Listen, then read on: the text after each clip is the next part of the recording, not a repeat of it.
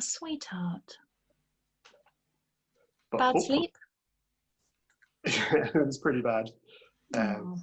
But it's kind of nice though, because I haven't had those sort of, remember planes? Remember when we used to fly places? Oh, yeah, I know, it was crazy. And then you'd have that time, like most of my weird dreams were always about, hey Bina, were always about missing flights and just being panicked about, I don't know why, that was just the main issue in my life apparently. So it was kind of like back to that, except missing an appointment. It was like, but which I didn't, so it's fine. Yeah. Oh, sweetness. Oh, well, I hope you sleep better tonight. God, I hope so. We've I need got... to boil some water. That way I will sleep better. Hi, mate. Hey, Hello, everyone. Hi, Mike. how are you all? How you doing, darling? Very good, thank you very much. I'm enjoying this book. Thank you for recommending it. Oh, I'm so glad you're enjoying it. Far through. Isn't it? It goes on, doesn't it? It's good, yeah, proper page turn, like you say. So thank you very much for the recommendation. Just my type of book. Excellent. Oh, I'll have to let me know how you get on with it and how you Yeah, find I'm it as you loving it go so far. along. Such like. Yeah. Thanks. Very nice. In a change of circumstance, I have been to 3 different places that are not my house today. Oh, I know. Where have you been? What's that? But I gave blood, and then I picked up tiles for the bathroom, and then I went to the supermarket. wow! I don't mean to brag, but you know. What a laudable and productive day. What a grown-up day. I know. Have you got like a little I Spy book? You can tick them all off. My God. We should have so much quarantine I Spy books. Totally. Hey, Kitty. Hey, Rory. Hey, Sarah. I was admiring your face masks as well earlier, Dina. That's very cool. I need to get myself like a funky kind of geometric design one, I think. Yeah. At the moment, I just have the one because I'm going out so infrequently, like maybe once a fortnight to the supermarket or something. But maybe I should make a couple of others. They take no fabric, so that one's just scraps from a different project.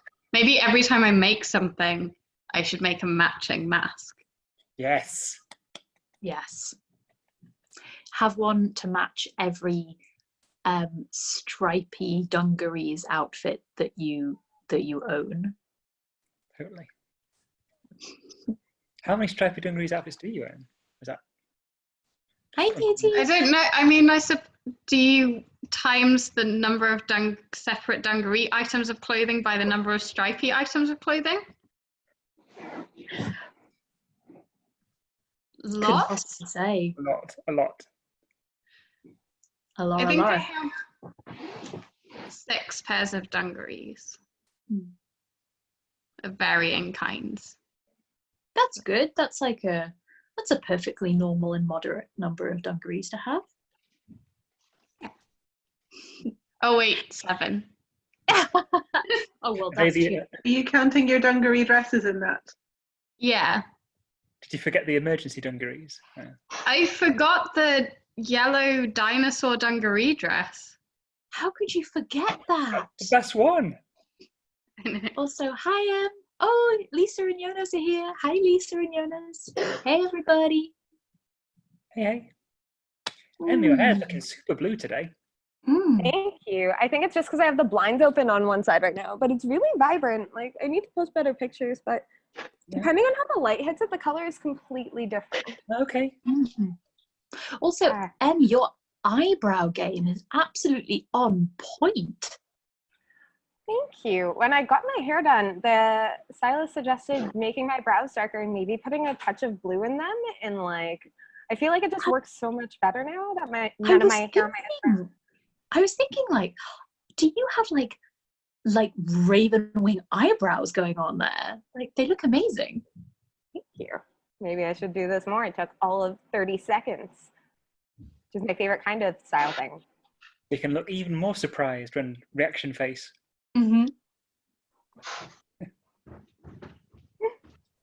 Good. How are your days going? What's up, my darling? How's your day going? Really good. Really good. Oh, I had my porn date. Oh, how was it? One date at 4 a.m. It was Yeah. so good. It was so good, so good. Were there It any was so videos worthy of note? all of them, all Oh, of wow, them. okay. Like it was like an hour long kind of program of I think 12. It's like 10 or 12 like 5-minute movies, and they ran a proper gamut. It kind of tonally as well as everything else, like they were incredibly like diverse and inclusive. Like there was like a real kind of incredible, like inclusive, amazing mix of all like genders or races or body types, all like kind of configuration of like different, you know, like partners and pairings and things like that. You know, vanilla, kinky, like some like straightforward hot, some like just like weird and funny. Really good, really good. Did you have like an app where you could vote? No, it was just like it's not like a kind of nobody wins. Okay. But it was Everyone wins. Yeah, that's what I was going to say. Everyone wins, surely. In their life. Yeah, definitely. So Was there it's- anything you found kind of surprising? What was that, my darling? Was there anything like notably unusual or surprising? Yeah, like a bunch of stuff. There was a really cool one that was like done as like a kind of like a spoof nature documentary about gimps, which was cool, and like full gimp, like gimp suits with, you know, like the kind of the ones where like the kind of like arms and legs are both sort of bent back as well, like kind of full body, and that was just like it was really cool. It was really, really well done, like very funny, very like very engaging, like quite sort of wry, very charming. And there was a really cute one called, I think it was called Fucking Boring, with this like that was like a like kinky lesbian couple, and oh god, I'll not like bang on endlessly about all of this amazing porn. Bang on like they did. And if you ever want to like chat later and share more, I'm interested in hearing about it, because I was gonna check into it, and then it was 10:30, and I was like, oh yeah, that's a thing. And I'm already It's on again next week. If you get a chance to watch, I would highly recommend it. Please, I think like it was. Is it a repeat, or is it like a whole other one next week? It's the same one. It's It's just the same repeating. one. Yeah. Okay. But yeah, like No spoilers then. Yeah. yeah, no spoiler. Yeah. Is that also Tell me how they end. What was that, Bina? Is that also at 4 a.m.? No, that's at 5. No, that's I at think 5 it's a.m. 5 to get a lie-in. It's worth it. It's worth it. It's worth the early morning and, you know, subsequent like several hours nap in the middle of the day. But yeah, well, like anyone who does catch it, I'd be interested to hear what you thought and like which pieces like stood out for you. I just mentioned it to my partner and was like, the thing we didn't do last night that we talked about watching for curiosity's sake, it's next week, and he was like, oh, cool, yeah, sure. Exciting stuff. No response. You're like, yeah, sure, whatever, that's a thing. I really am interested in that documentary one, though. It sounds really good in terms of like the humor it wolves into it as well. Yeah, those like a lot of them had like, some of them were kind of like funny, but then a lot of them had these like really kind of cute little like charming touches of, you know, sort of humor and things. It was, you know, just really good. And like some of them are incredibly well shot and well edited and like very, very like professional looking, even though they are not professionals. And some of them are more kind of like charmingly amateur.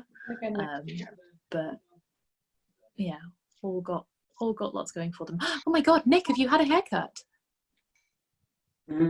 I just cut his sideburns. He shaved his beard. That might be what you're thinking. But I was going to say that there's some sort of facial difference there. Yeah, definitely the beard. Wow, there's so much more face. Looking Sure. sharp.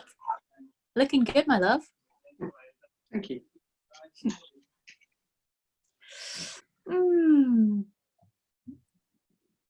Right. Oh, how are we doing for time? I would be happy with stories. It's 10 past. Story time. I think we should get cracked. So I've got a kind of a set wodge that I would like to get through today, which is 4 chapters. Hi, Martin. And then you'll read another chapter when we beg you. No, I think I'm gonna. I'll tell you what. How about I stop after 3 chapters and pretend that that's the end, and then you can go one more, and then we'll all be happy. How does that sound? Yeah, you've got to do the encore. Yeah, you always plan for the encore, right? Yeah. Like no band that gets an encore is like, shit, what are we gonna play? They're like, oh yes, our most famous song, you say. I wonder why we haven't played that so far.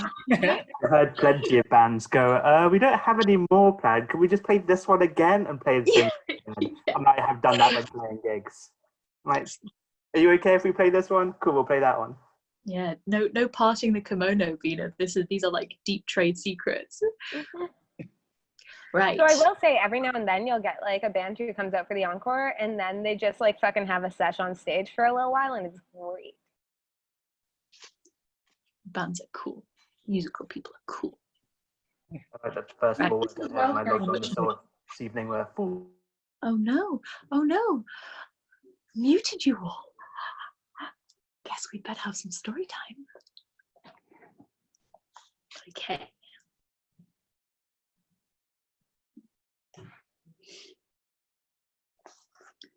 Now, are you sitting comfortably? Then I'll begin. Chapter 39.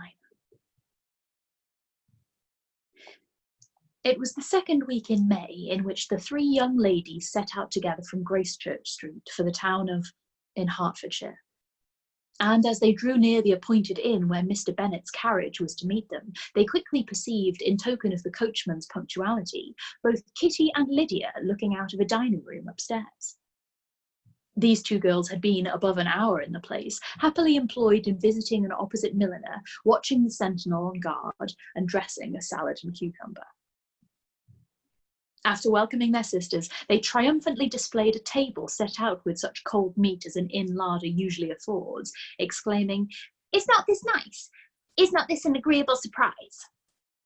"And we mean to treat you all," added Lydia, "but you must lend us the money, for we have just spent ours at the shop out there." Then, showing her purchases, "Look here, I have bought this bonnet. I do not think it is very pretty, but I thought I might as well buy it as not. I shall pull it to pieces as soon as I get home and see if I can make it up any better." And when her sisters abused it as ugly, she added with perfect unconcern, "Oh, but there were 2 or 3 much uglier in the shop. And when I have brought some prettier coloured satin to trim it with fresh, I think it will be very tolerable. Besides, it will not much signify what one wears this summer after the Shire have left Meryton, and they are going in a fortnight." "Are they indeed?"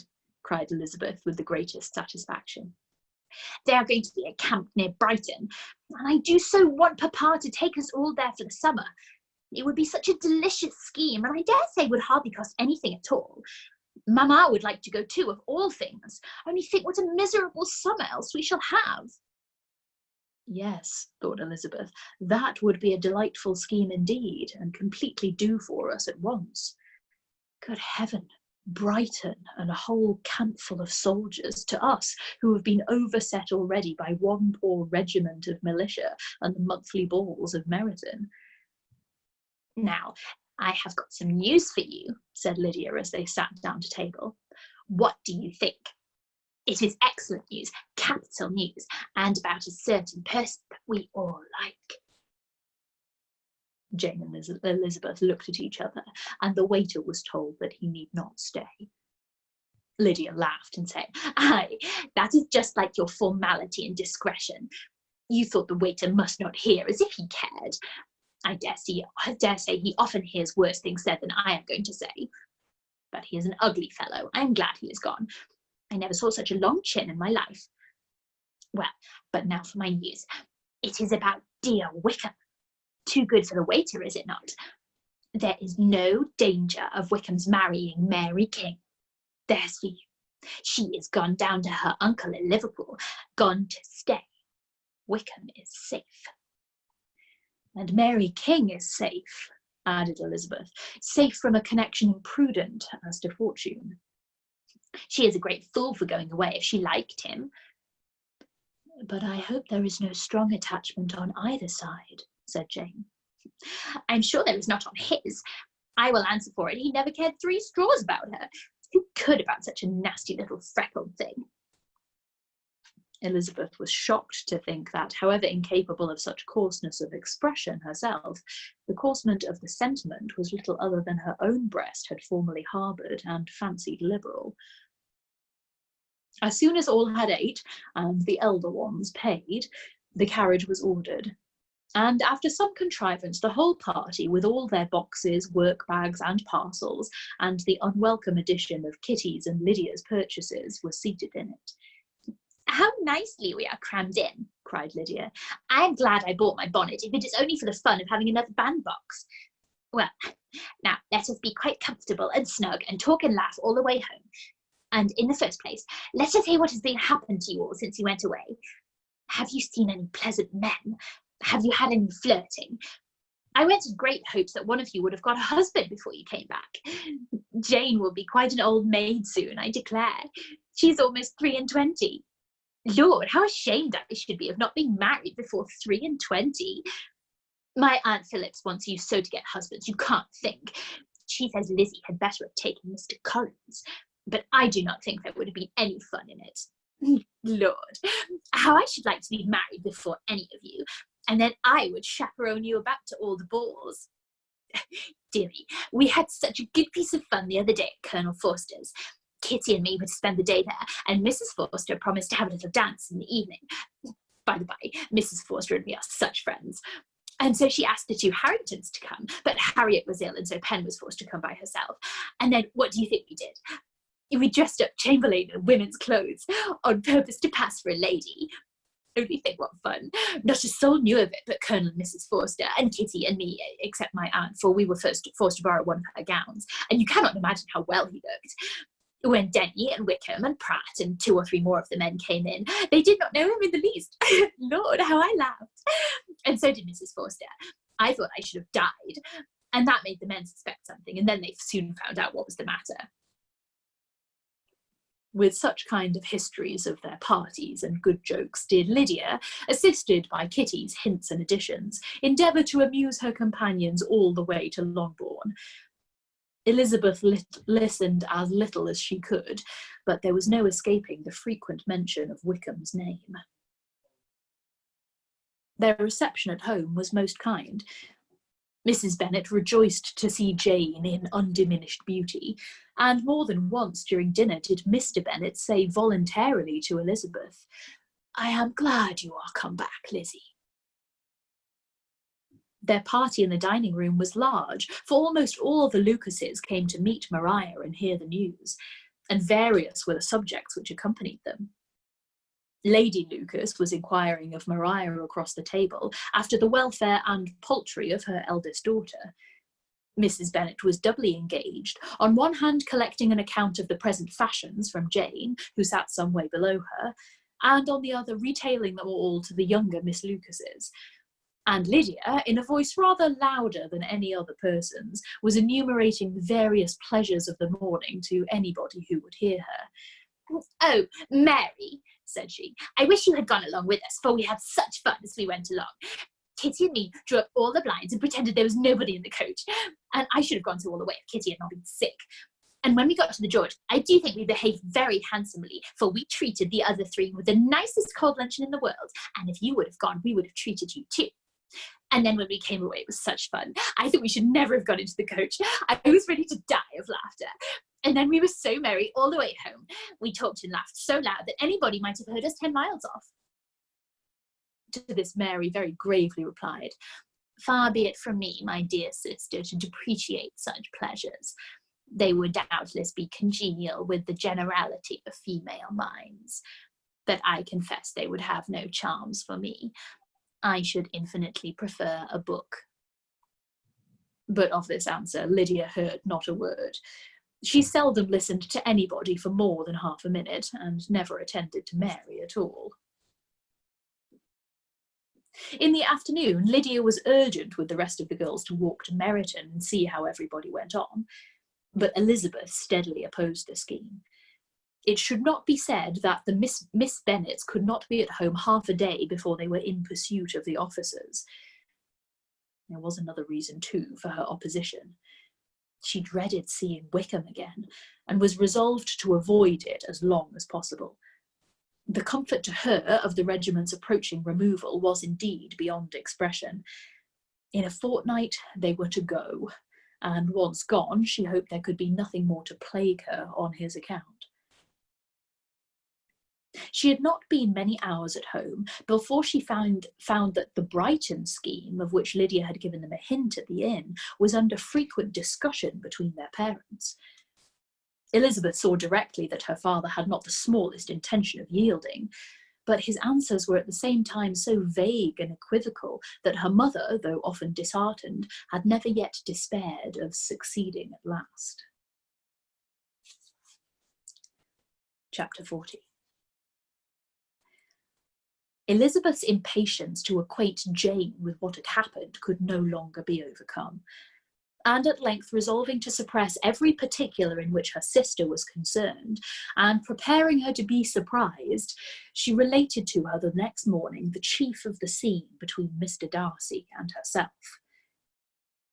Miss Bennet's astonishment was soon lessened by the strong sisterly partiality which made any admiration of Elizabeth appear perfectly natural, and all surprise was shortly lost in other feelings. She was sorry that Mr. Darcy should have delivered his sentiments in a manner so little suited to recommend them, but still more was she grieved for the unhappiness which her sister's refusal must have given him. "His being so sure of succeeding was wrong," said she, "and certainly ought not to have appeared. But consider how much it must increase his disappointment." "Indeed," replied Elizabeth, "I am heartily sorry for him, but he has other feelings which will probably soon drive away his regard for me. You do not blame me, however, for refusing him." "Blame you? Oh no. But you blame me for having spoken so warmly of Wickham."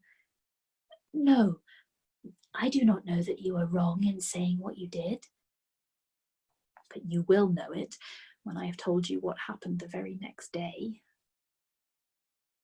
She then spoke of the letter, repeating the whole of its contents as far as they concerned George Wickham. What a stroke was this for poor Jane, who would willingly have gone through the world without believing that so much wickedness existed in the whole race of mankind as was here collected in one individual. Nor was Darcy's vindication, though grateful to her feelings, capable of consoling her for such discovery. Most earnestly did she labour to prove the probability of error, and seek to clear one without involving the other. "This will not do," said Elizabeth. "You will never be able to make both of them good for anything. Take your choice, but you must be satisfied with only one. There is but such a quantity of merit between them, just enough to make one good sort of man, and of late it has been shifting about pretty much. For my part, I am inclined to believe it all Mr. Darcy's, but you shall do as you choose." It was some time, however, before a smile could be extorted from Jane. "I do not know when I have been more shocked," said she. "Wickham's so very bad. It is almost past belief. And poor Mr. Darcy. Dear Lizzie, only consider what he must have suffered. Such a disappointment, and with the knowledge of your ill opinion too, and having to relate such a thing of his sister. It is really too distressing. I am sure you must feel it so." Oh, no, my regret and compassion are all done away with by seeing you so full of both. I know you will do him such ample justice that I am growing every moment more unconcerned and indifferent. Your profusion makes me saving, and if you lament over him much longer, my heart will be as light as a feather. Poor Wickham! There is such an expression of goodness in his countenance, such an openness and gentleness in his manner. There certainly was some great mismanagement in the education of these two young men. One has got all the goodness and the other all the appearance of it. I never thought Mr. Darcy so deficient in the appearance of it as you used to do. And yet I meant to be uncommonly clever in taking so decided a dislike to him without any reason. It is such a spur to one's genius, such an opening for wit to have a dislike of that kind. One may be continually abusive without saying anything just, but one cannot be always laughing at a man without now and then stumbling on something witty. Lizzie, when you first read that letter, I am sure you could not treat the matter as you do now. Indeed, I could not. I was uncomfortable enough. I was very uncomfortable. I may say unhappy. And with no one to speak to of what I felt, no Jane to comfort me and say that I had not been so very weak and vain and nonsensical as I knew I had. Oh, how I wanted you. How unfortunately you should have used such very strong expressions in speaking of Wickham to Mr. Darcy, for now they do appear wholly undeserved. Certainly. But the misfortune of speaking with bitterness is a most natural consequence of the prejudices I had been encouraging. There is one point on which I want your advice. I want to be told whether I ought or ought not to make our acquaintance in general understand Wickham's character. Miss Bennet paused a little and then replied, Surely there can be no occasion for exposing him so dreadfully. What is your own opinion? That it ought not to be attempted. Mr. Darcy has not authorised me to make his communication public. On the contrary, every particular relative to his sister was meant to be kept as much as possible to myself. And if I endeavour to undeceive people as to the rest of his conduct, who will believe me? The general prejudice against Mr. Darcy is so violent that it would be the death of half the good people in Meryton to attempt to place him in an amiable light. I am not equal to it. Wickham will soon be gone, and therefore it will not signify to anybody here what he really is. Some time hence it will all be found out, and then we may laugh at their stupidity in not knowing it before. At present I will say nothing about it. You are quite right. To have his errors made public might ruin him forever. He is now perhaps sorry for what he has done, and anxious to re-establish a character. We must not make him desperate. The tumult of Elizabeth's mind was allayed by this conversation. She had got rid of 2 of the secrets which had weighed on her for a fortnight, and was certain of a willing listener in Jane whenever she might wish to talk again of either. But there was still something lurking behind, of which prudence forbade the disclosure. She dared not relate the other half of Mr. Darcy's letter, nor explain to her sister how sincerely she had been valued by his friend. Here was knowledge in which no one could partake, and she was sensible that nothing less than a perfect understanding between the parties could justify her in throwing off this last encumbrance of mystery. And then, said she, if that very improbable event should ever take place, I shall merely be able to tell what Bingley may tell in a much more agreeable manner himself. The liberty of communication cannot be mine till it has lost all its value. She was now, on being settled at home, at leisure to observe the real state of her sister's spirits. Jane was not happy. She still cherished a very tender affection for Bingley. Having never even fancied herself in love before, her regard had all the warmth of first attachment. and from her age and disposition, greater steadiness than first attachments often boast. And so fervently did she value his remembrance and prefer him to every other man, that all her good sense and all her attention to the feelings of her friends were requisite to check the indulgence of those regrets, which must have been injurious to her own health and their tranquillity. "Well, Lizzie," said Mrs. Bennet one day, "what is your opinion now of this sad business of Jane's? For my part, I am determined never to speak of it again to anybody. I told my sister Philip so the other day, but I cannot find out that Jane saw anything of him in London. Well, he is a very undeserving young man, and I do not suppose there is the least chance in the world of her ever getting him now. There is no talk of his coming to Netherfield again in the summer, and I have inquired of everybody, too, who is likely to know. I do not believe that he will ever live at Netherfield any more." "Oh, well, this is just as he chooses. Nobody wants him to come. Though I shall always say that he used my daughter extremely ill, and if I was her, I would not have put up with it. Well, my comfort is, I am sure Jane will die of a broken heart, and then he will be sorry for what he has done." But as Elizabeth could not receive comfort from any such expectation, she made no answer. "Well, Lizzie," continued her mother soon afterwards, "and so the Collinses live very comfortable, do they? Well, I only hope it will last. And what sort of table do they keep? Charlotte is an excellent manager, I dare say. If she is half as sharp as her mother, she is saving enough. There is nothing extravagant in their housekeeping, I dare say." "No, nothing at all." "A great deal of good management, depend upon it. Yes, they will take care not to outrun their income. They will never be distressed for money. Well, much good may it do them. And so I suppose they often talk of having Longbourn when your father is dead. They look upon it as quite their own, I dare say, whenever that happens." It was a subject which they could not mention before me. "No, it would have been strange if they had. But I make no doubt they often talk of it between themselves. Well, if they can be easy with an estate that is not lawfully their own, so much the better. I should be ashamed of having one that was only entailed on me." Chapter 41. The first week of their return was soon gone. The second began.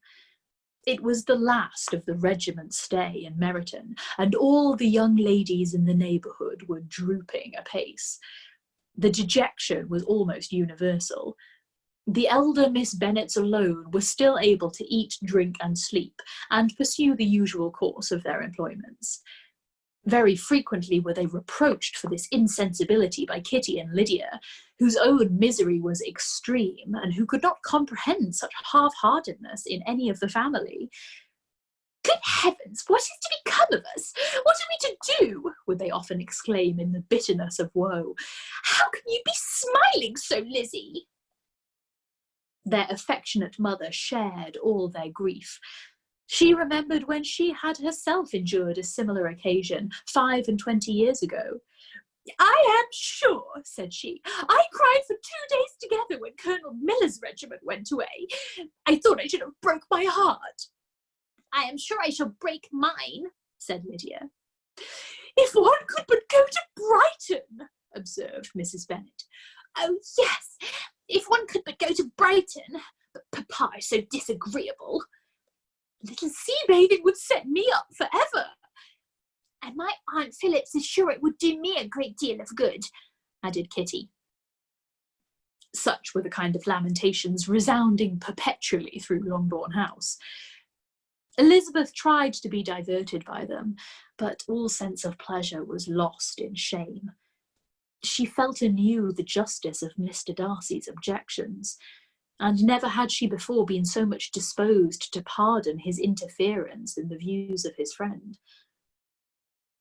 But the gloom of Lydia's prospect was shortly cleared away, for she received an invitation from Mrs. Forster, the wife of the colonel of the regiment, to accompany her to Brighton. This invaluable friend was a very young woman and very lately married.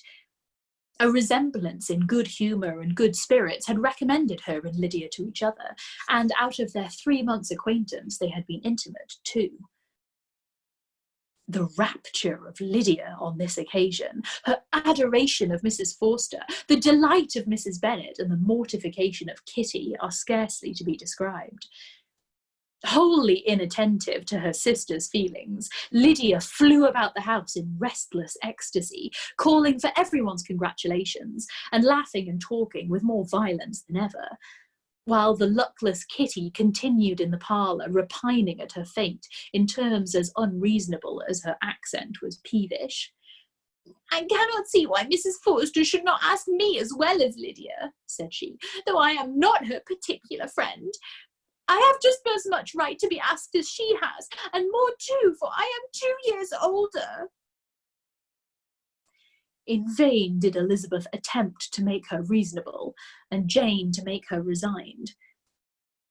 As for Elizabeth herself, this invitation was so far from exciting in her the same feelings as in her mother and Lydia, that she considered it as the death warrant of all possibility of common sense for the latter, and detestable as such a step must make her were it known, she could not help secretly advising her father not to let her go. She represented to him all the improprieties of Lydia's general behaviour, the little advantage she could derive from the friendship of such a woman as Mrs. Forster, and the probability of her being yet more imprudent with such a companion at Brighton, where the temptations must be greater than at home. He heard her attentively, and then said, "Lydia will never be easy till she has exposed herself in some public place or other, and we can never expect her to do it with so little expense or inconvenience to her family as under the present circumstance." "If you were aware," said Elizabeth, "of the very great disadvantage to us all which must arise from the public notice of Lydia's unguarded and imprudent manner, nay, which has already arisen from it, I am sure you would judge differently in the affair." "Already arisen?" repeated Mr. Bennet. "What, has she frightened away some of your lovers? Poor little Lizzie! But do not be cast down. Such a squeamish youths as cannot bear to be connected with a little absurdity are not worth a regret. Come, let me see the list of the pitiful fellows who have been kept aloof by Lydia's folly." "Indeed, you are mistaken. I have no such injuries to resent. It is not of particular, but of general evils which I am now complaining. Our importance, our respectability in the world must be affected by the wild volatility, the assurance and disdain of all restraint which mark Lydia's character. Excuse me, for I must speak plainly. If you, my dear father, will not take the trouble of checking her exuberant spirits, and of teaching her that her present pursuits are not to be the business of her life, she will soon be beyond the reach of amendment. Her character will be fixed, and she will at 16 be the most determined flirt that ever made herself and her family ridiculous. A flirt, too, in the worst and meanest degree of flirtation, without any attraction beyond youth and a tolerable person, and from the ignorance and emptiness of her mind, wholly unable to ward off any portion of that universal contempt which her rage for admiration will excite. In this danger Kitty is also comprehended. She will follow wherever Lydia leads. Vain, ignorant, idle, and absolutely uncontrolled. Oh, my dear father, can you suppose it possible that they will not be censured and despised wherever they are known, and that their sister will not be often involved in their disgrace?" Mr. Bennet saw that her whole heart was in the subject, and affectionately taking her hand, said in reply, "Do not make yourself uneasy, my love. Wherever you and Jane are known, you must be respected and valued, and you will not appear to less advantage for having a couple of, or I may say 3, very silly sisters. We shall have no peace at Longbourn if Lydia does not go to Brighton. Let her go then. Colonel Forster is a sensible man and will keep her out of any real mischief. And she is luckily too poor to be an object of prey to anybody. At Brighton she will be of less importance, even as a common flirt, than she has been here. The officers will find women better worth their notice. Let us hope, therefore, that her being there may teach her her own insignificance. At any rate, she cannot grow many degrees worse without authorizing us to lock her up for the rest of her life. With this answer, Elizabeth was forced to be content. But her own opinion continued the same, and she left him disappointed and sorry. It was not in her nature, however, to increase her vexations by dwelling on them. She was confident of having performed her duty, and to fret over unavoidable evils or augment them by anxiety was no part of her disposition. Had Lydia and her mother known the substance of her conference with her father, their indignation would hardly have found expression in their united volubility. In Lydia's imagination, a visit to Brighton comprised every possible of earthly happiness. She saw with the creative eye of fancy the streets of that gay bathing place covered with officers. She saw herself the object of attention to tens and to scores of them at present unknown. She saw all the glories of the camp, its tents stretched forth in beauteous uniformity of lines, crowded with the young and the gay, and dazzling with scarlet. And to complete the view, she saw herself seated beneath a tent, tenderly flirting with at least 6 officers at once. Had she known that her sister sought to tear her from such prospects and such realities as these, what would have been her sensations? They could have been understood only by her mother, who might have felt nearly the same. Lydia's going to Brighton was all that consoled her from the melancholy conviction of her husband's never intending to go there himself. But they were entirely ignorant of what had passed, and their raptures continued with little intermission to the very day of Lydia's leaving home. Elizabeth was now to see Mr. Wickham for the last time. Having been frequently in company with him since her return, agitation was pretty well over, the agitations of former partiality entirely so. She had even learned to detect, in the very same gentleness which had at first delighted her, an affectation and a sameness to disgust and weary.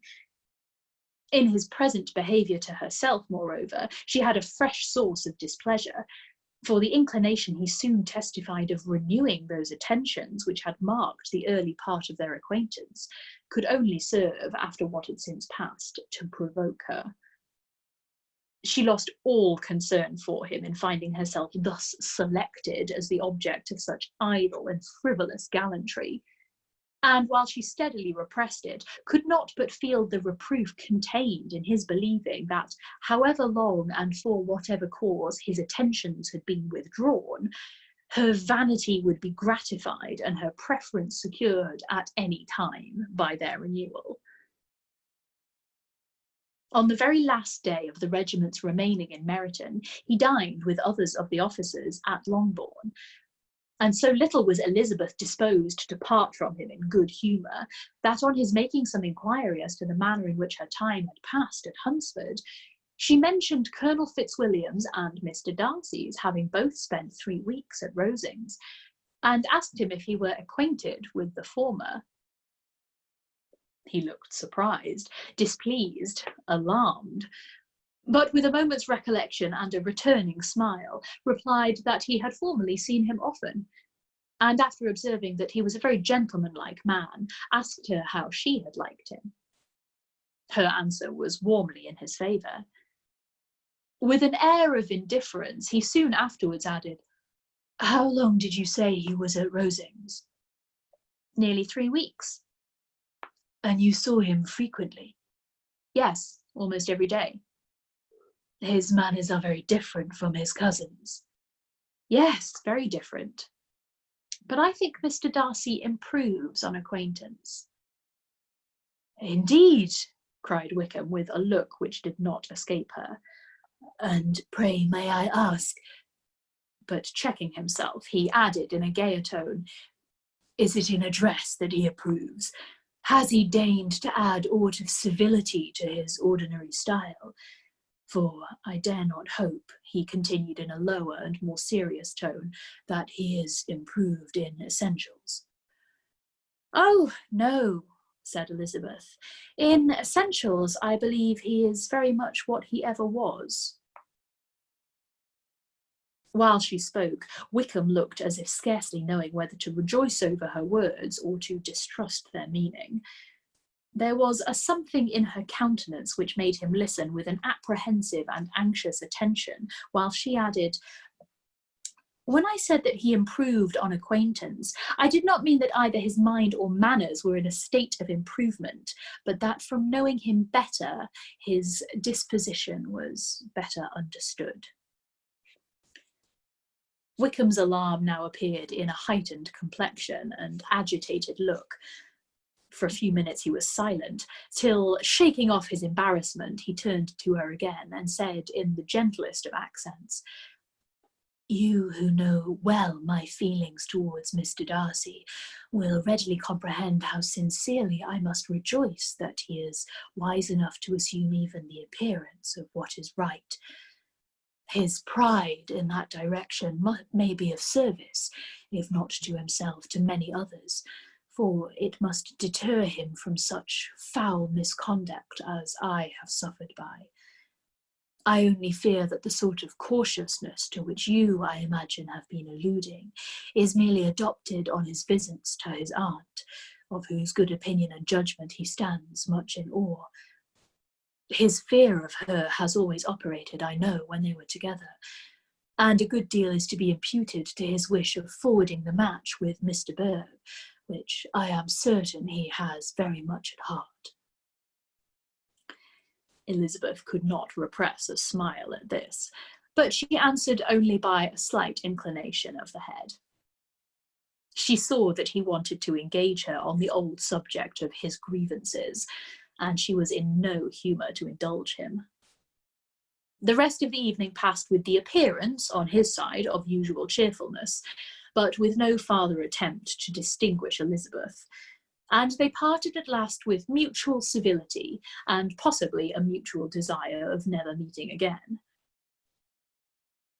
When the party broke up, Lydia returned with Mrs. Forster to Meryton, from whence they were to set out early the next morning. The separation between her and her family was rather noisy than pathetic. Kitty was the only one who shed tears, but she did weep from vexation and envy. Mrs. Bennet was diffuse in her good wishes for the felicity of her daughter, and impressive in her injunctions that she would not miss the opportunity of enjoying herself as much as possible, advice which there was every reason to believe would be attended to, and in the clamorous happiness of Lydia herself in bidding farewell, the more gentle adieus of her sisters were uttered without being heard.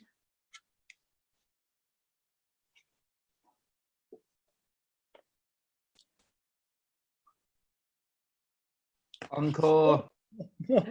Oh, no, surely not. One more? Oh, well, if you more. insist.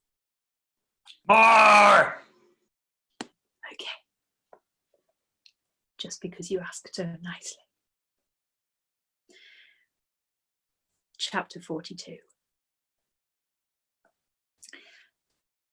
Had Elizabeth's opinion been all drawn from her own family, she could not have formed a very pleasing picture of conjugal felicity or domestic comfort.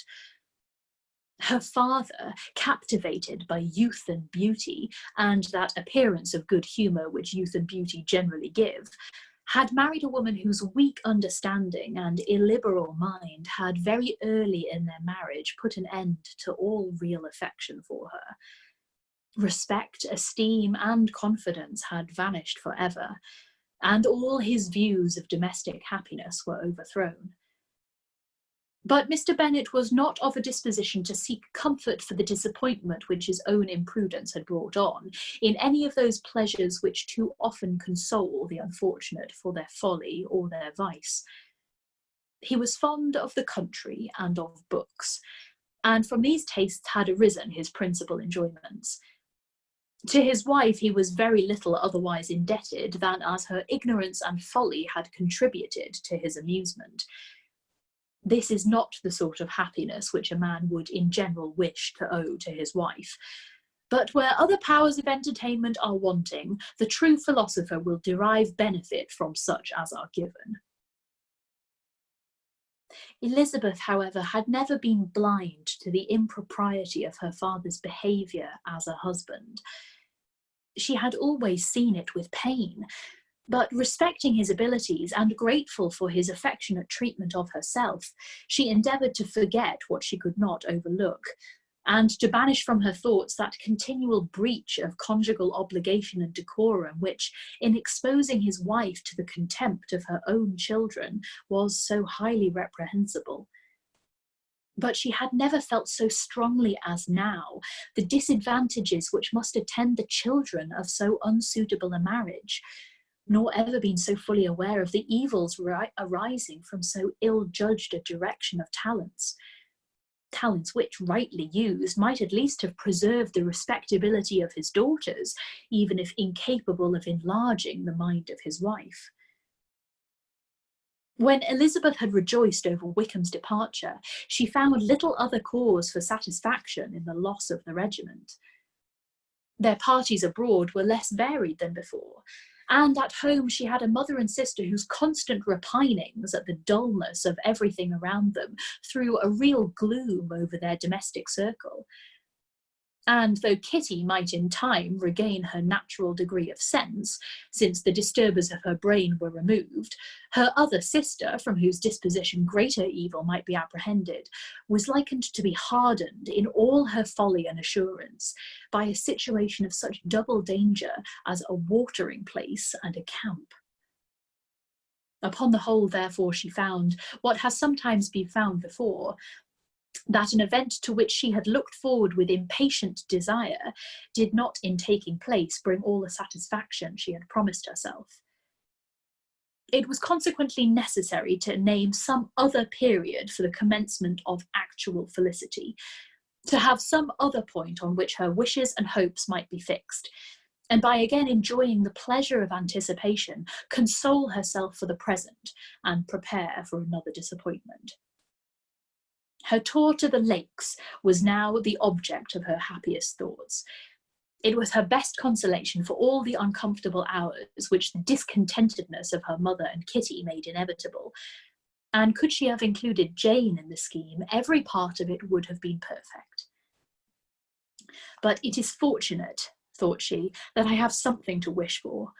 Were the whole arrangement complete, my disappointment would be certain. But here, by carrying with me one ceaseless source of regret in my sister's absence, I may reasonably hope to have all my expectations of pleasure realised. A scheme of which every part promises delight can never be successful, and general disappointment is only warded off by the deference of some little peculiar vexation. When Lydia went away, she promised to write very often and very minutely to her mother and Kitty, but her letters were always long expected and always very short. Those to her mother contained little else than that they were just returned from the library, where such and such officers had attended them, and where she had seen such beautiful ornaments as made her quite wild. That she had a new gown or a new parasol, which she would have described more fully, but was obliged to leave off in a violent hurry, as Mrs. Forster called her, and they were going to the camp. And from her correspondence with her sister there was still less to be learned, for her letters to Kitty, though rather longer, were much too full of lines under the words to be made public. After the first fortnight or 3 weeks of her absence, health, good humour and cheerfulness began to reappear at Longbourn. Everything wore a happier aspect. The families who had been in town for the winter came back again, and summer finery and summer engagements arose. Mrs. Bennet was restored to her usual querulous serenity, and by the middle of June, Kitty was so much recovered as to be able to enter Meryton without tears, an event of such happy promise as to make Elizabeth hope that by the following Christmas she might be so tolerably reasonable as to not mention an officer above once a day, unless by some cruel and malicious arrangement of the War Office another regiment should be quartered in Meryton. The time fixed for the beginning of their northern tour was now fast approaching, and a fortnight only was wanting of it, when a letter arrived from Mrs. Gardiner, which at once delayed its commencement and curtailed its extent. Mr. Gardiner would be prevented by business from setting out till a fortnight later in July, and must be in London again within a month. And as that left too short a period for them to go so far and see so much as they had proposed, or at least to see it with the leisure and comfort they had built on, they were obliged to give up the lakes and substitute a more contracted tour, and according to the present plan were to go no farther northward than Derbyshire. In that county there was enough to be seen to occupy the chief of their 3 weeks, and to Mrs. Gardiner it had a peculiarly strong attachment. The town where she had formerly passed some years of her life, and where they were now to spend a few days, was probably as great an object of her curiosity as all the celebrated beauties of Matlock, Chatsworth, Dovedale, or the Peak. Elizabeth was excessively disappointed. She had set her heart on seeing the lakes, and still thought there might have been time enough. But it was her business to be satisfied, and certainly her temper to be happy, and soon was all right again. With the mention of Derbyshire, there were many ideas connected. It was impossible for her to see the word without thinking of Pemberley and its owner. But surely, said she, I may enter his county with impunity, and rob it of a few petrified spars without his perceiving me. The period of expectation was now doubled. 4 weeks were to pass away before her uncle and aunt's arrival. But they did pass away, and Mr. and Mrs. Gardiner, with their 4 children, did at length appear at Longbourn. The children, 2 girls of 6 and 8 years old, and 2 younger boys, were to be left under the particular care of their cousin Jane, who was the general favourite, and whose steady sense and sweetness of temper exactly adapted her for attending to them in every way, teaching them, playing with them, and loving them. The Gardiners stayed only 1 night at Longbourn, and set off the next morning with Elizabeth in pursuit of novelty and amusement. One enjoyment was certain, that of suitableness as companions, a suitableness which comprehended health and temper to bear inconveniences, cheerfulness to enhance every pleasure, and affection and intelligence, which might supply it among themselves if there were disappointments abroad. It is not the object of this work to give a description of Derbyshire, nor of any of the remarkable places through which their route thither lay. Oxford, Blenheim, Warwick, Kenilworth, Birmingham, etc. are sufficiently known. A small part of Derbyshire is all the present concern. To the little town of Lambton, the scene of Mrs. Gardiner's former residence, and where she had lately learned that some acquaintance still remained, they bent their steps, after having seen all the principal wonders of the country. And within 5 miles of Lambton, Elizabeth found from her aunt that Pemberley was situated. It was not in their direct road, nor more than a mile or 2 out of it. In talking over their route the evening before, Mrs. Gardiner expressed an inclination to see the place again. Mr. Gardiner declared his willingness, and Elizabeth was applied to for her approbation. "My love, should you not like to see a place of which you had heard so much?" said her aunt.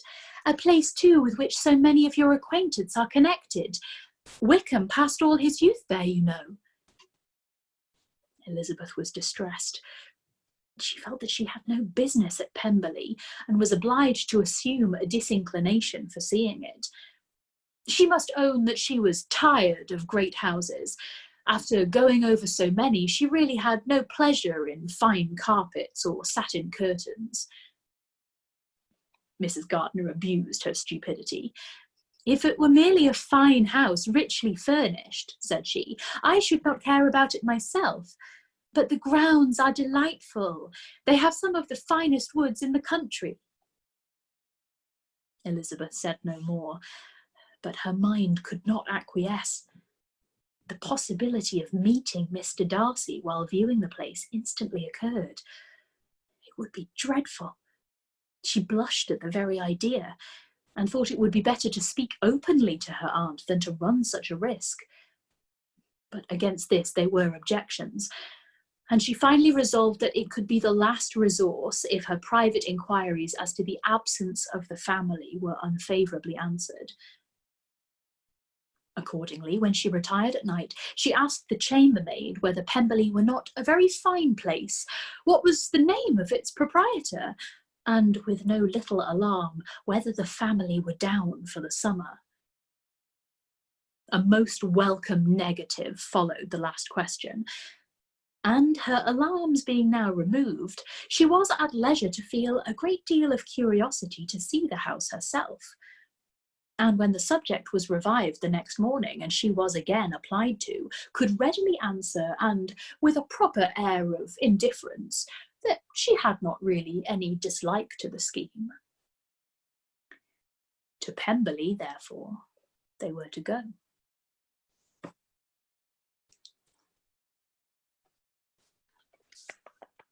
Dum dum dum dum dum dum dum. Excellent ending. Oh my God, Malcolm is making excited noises. Not too beige for you, Malcolm? Wow, that was quite a spicy burn there, Frankie.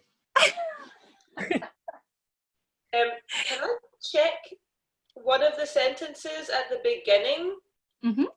Was something about a watering camp and a something, and I didn't understand it. Oh, it's Danger. at Brighton. It's a watering place and a camp. So it's like the soldiers are in camp there, so the place is crawling with sexy officers, and it's also a watering place, which I'm guessing there's like a bunch of pubs. Yep. I thought it was the seaside. Yeah. Oh, So maybe it's as in taking the water. I don't know. Oh no, I don't know. I assumed that it was like, yeah, she's going to be like falling out of pubs at 3 a.m. with a bunch of half-dressed officers. That's how I interpreted it, the pubs thing. That's what I went to Brighton last. Watering place, a spa or seaside resort. Oh, a spa. Yeah. I think even for Lydia, falling out of a pub with half-naked officers would be slightly improprietous. She would do it handsome. You wouldn't care. She wouldn't give a shit. I think would she like wants an officer, but she wants to be married. I'm not meaning that that's a rational thing from a modern lens, but there you go. I reckon she's like off down the clubs doing like sticky shots. Yeah, it's working. Lydia has definitely had someone drink Sambuca out of her navel. I was just thinking she's like body shots. Lydia body shot Bennett. I was thinking Sambuca. What a fucking name. So what do we reckon? Do we think this is going to go well? Oh yes, everything goes. I mean, he's out, right? So like he's gone. So yeah. But that Just doesn't have a mean nice walk in the gardens, it'll be fine. But maybe they'll find a ghost. Yep.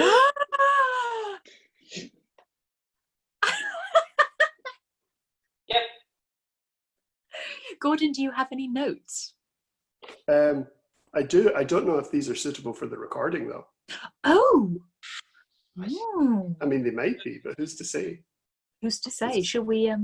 Should I end the recording? Should I end the recording? Shall we do it? Yeah. Okay. Everybody. Bye, Catch Crew. Bye, Catch Crew. We love you. We love you.